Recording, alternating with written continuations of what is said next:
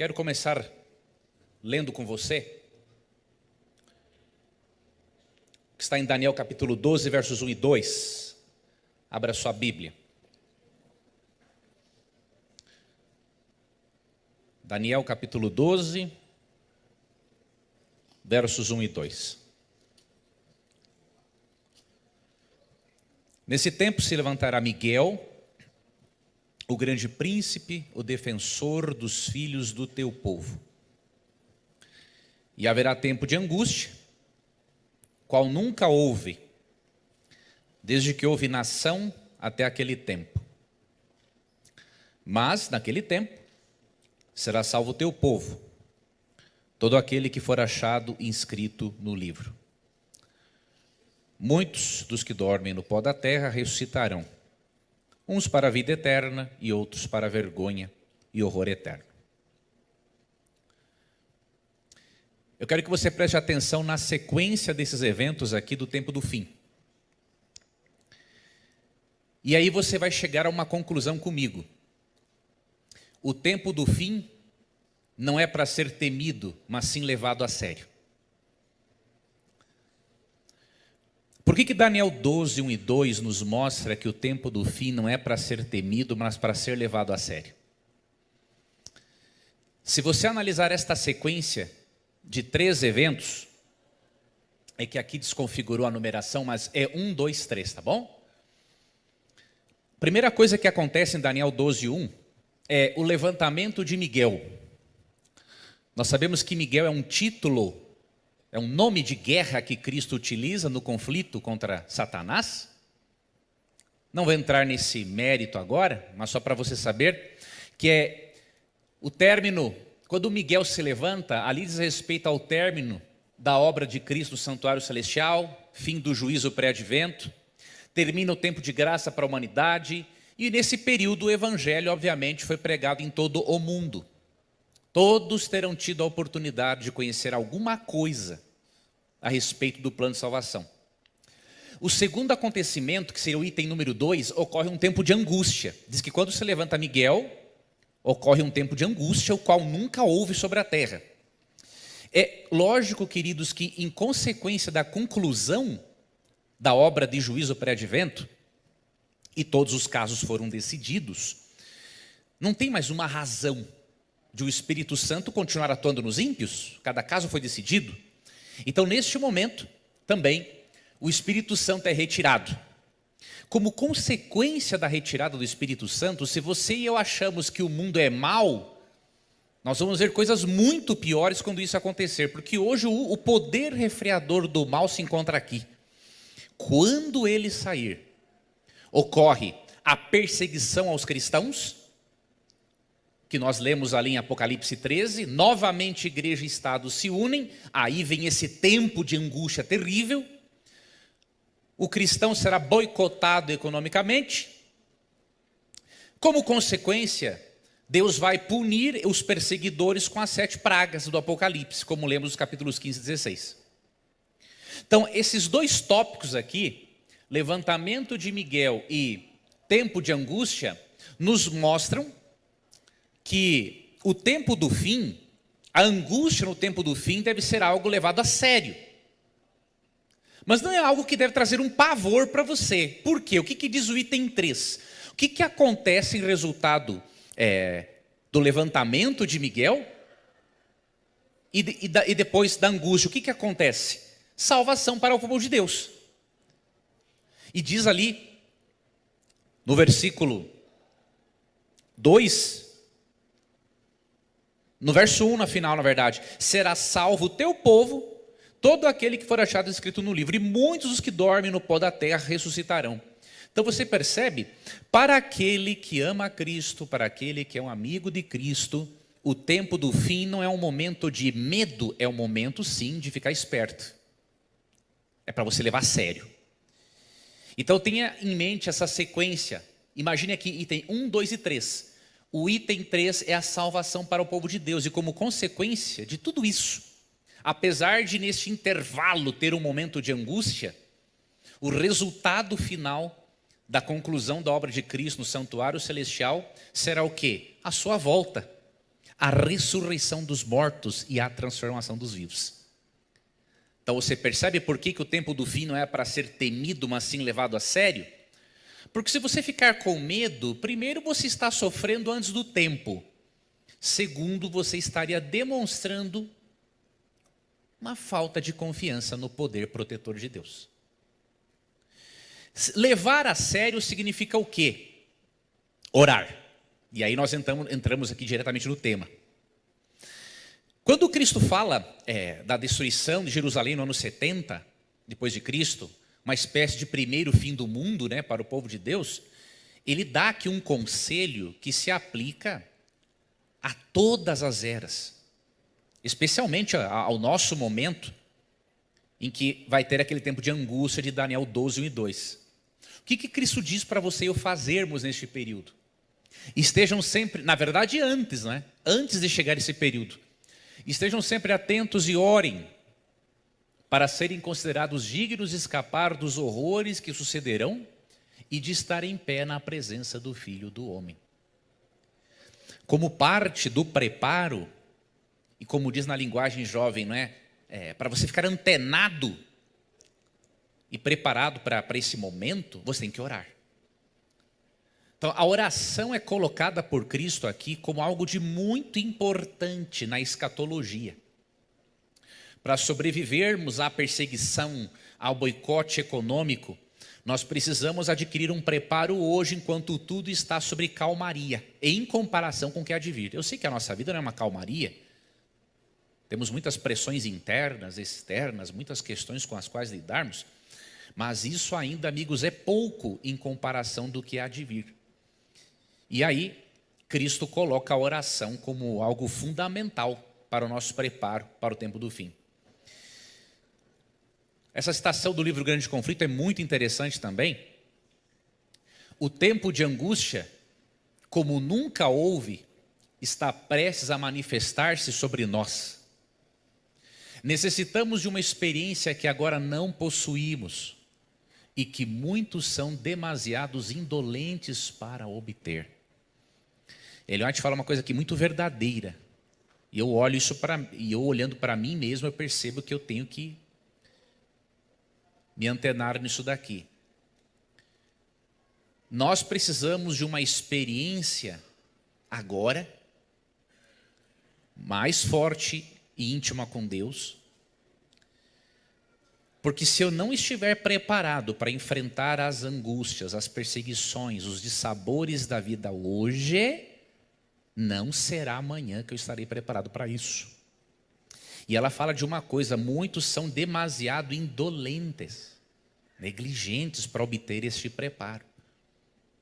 Nós temos que sair desta indolência.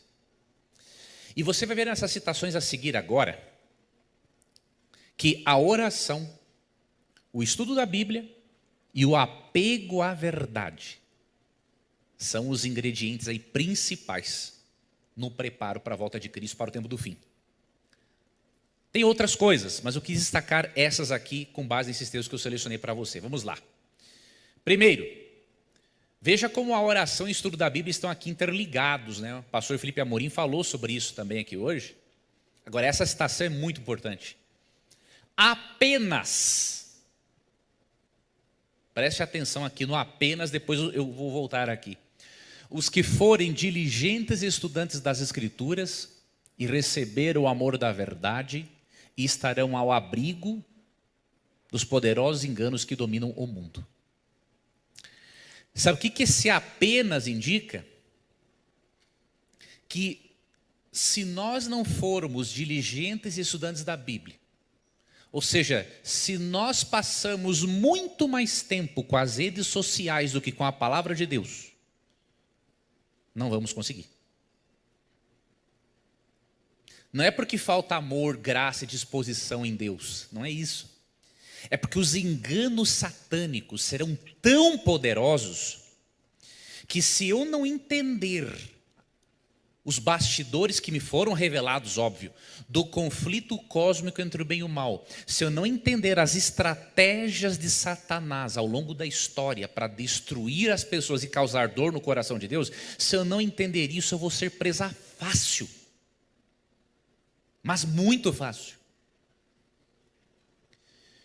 Não vou entrar nesse detalhe aqui agora, mas imagine quando Satanás falsificar a volta de Cristo e os anjos maus personificarem mortos e se fazerem de que estão sendo ressuscitados pelo poder dele. Como é que o indivíduo não vai crer que aquilo é de Deus se ele não conhecer isso previamente e não tiver também um apego à verdade? Receber a verdade com amor é você gostar mais da verdade do que dos teus sentimentos e da tua própria lógica. Por mais que a tua lógica e os teus sentimentos contrariem a verdade, você vai ter consciência, não. Eu gosto de fazer isso que é errado, a minha lógica diz que é assim, mas a verdade diz isso, eu me apego à verdade, mesmo que eu queira fazer o que é errado. Isso que é apego à verdade. Você gosta mais da lógica de Deus do que da sua. Então o estudo da Bíblia, amigos, é muito, muito importante. Profetas e Reis, página 626, os cristãos devem estar se preparando para aquilo que logo irá cair sobre o mundo como terrível surpresa. E esta preparação deve ser feita mediante diligente estudo da palavra de Deus e pelo levar a vida na conformidade com seus preceitos. Que interessante. O diligente estudo da Bíblia, ele é seguido, né, por uma vida em conformidade com seus preceitos, que são, obviamente, todos os mandamentos de Deus na Bíblia, em especial o Decálogo, que é o resumo de toda a lei moral de Deus que existe.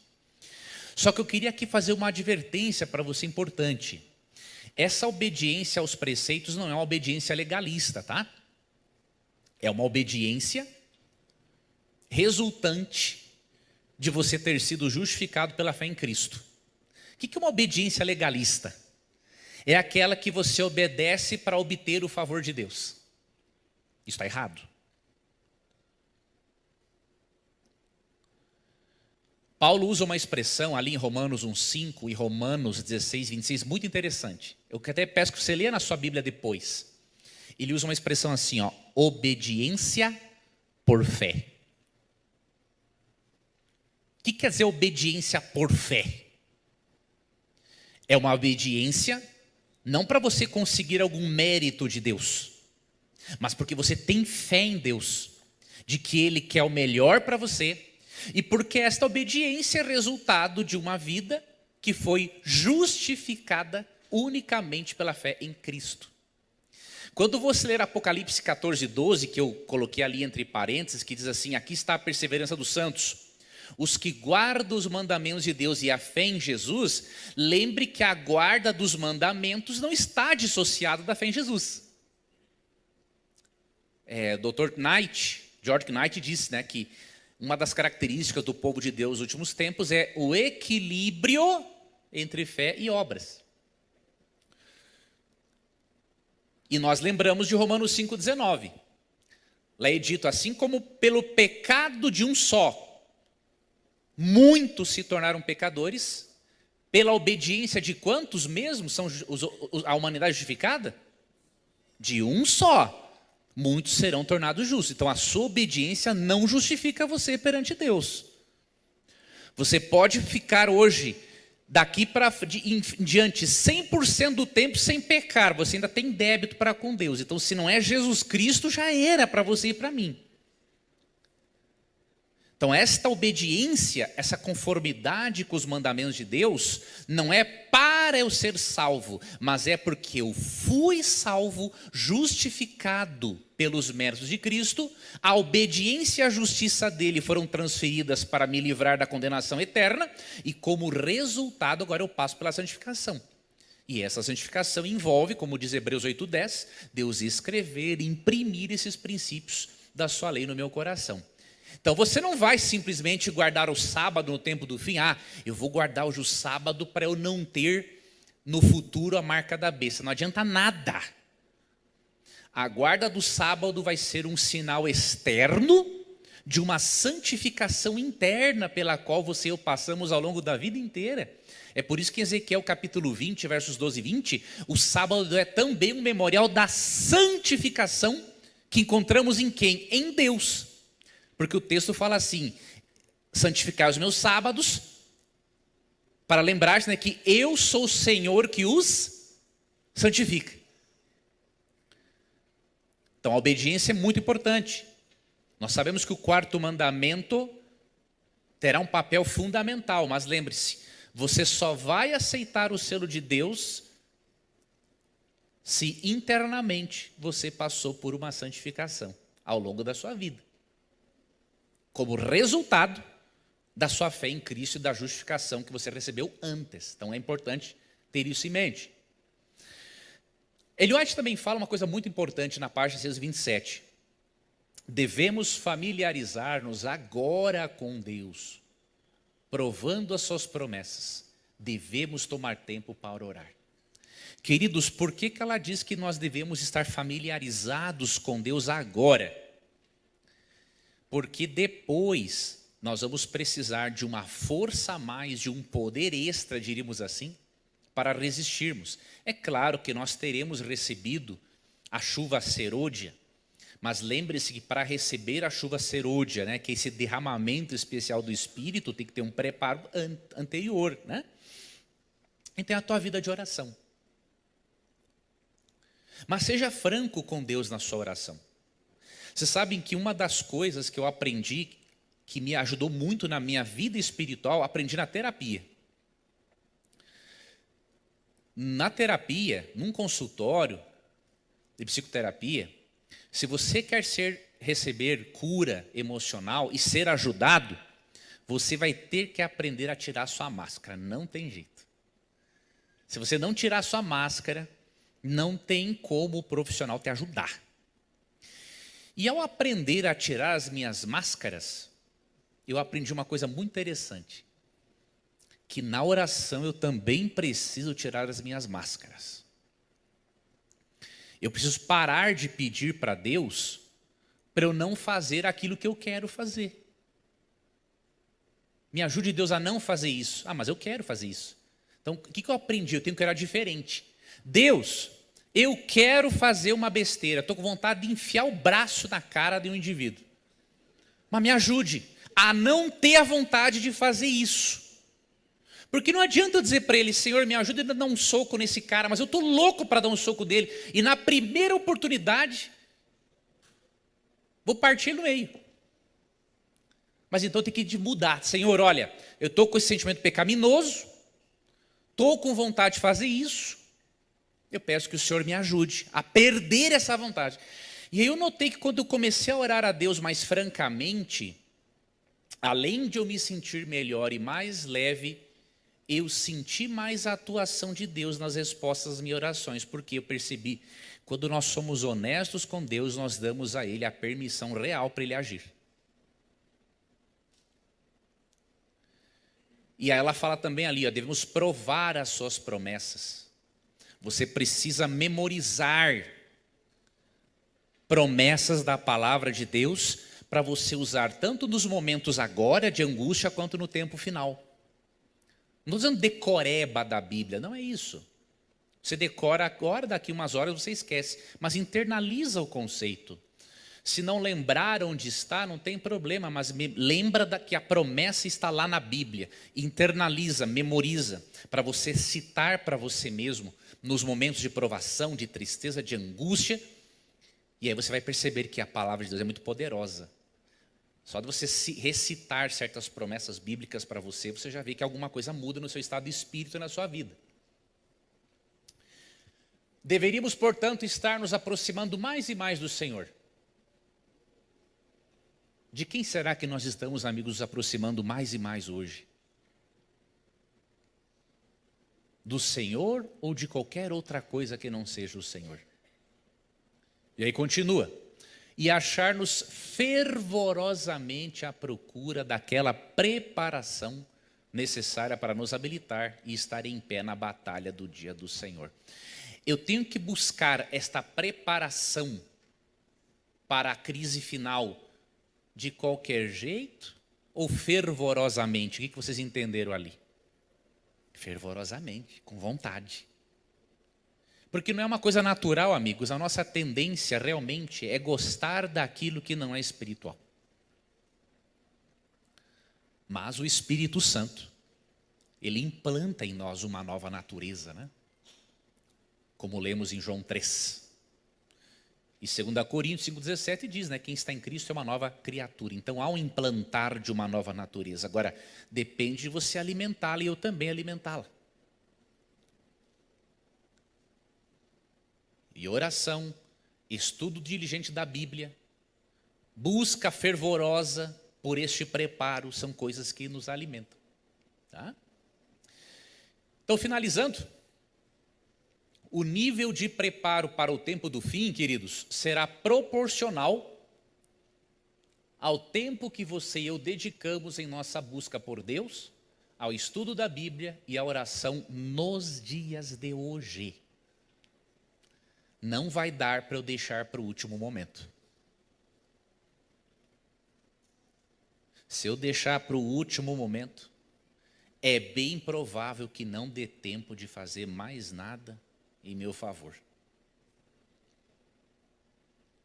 Então tem que ser isso hoje. O nível de preparo será proporcional ao seu preparo hoje.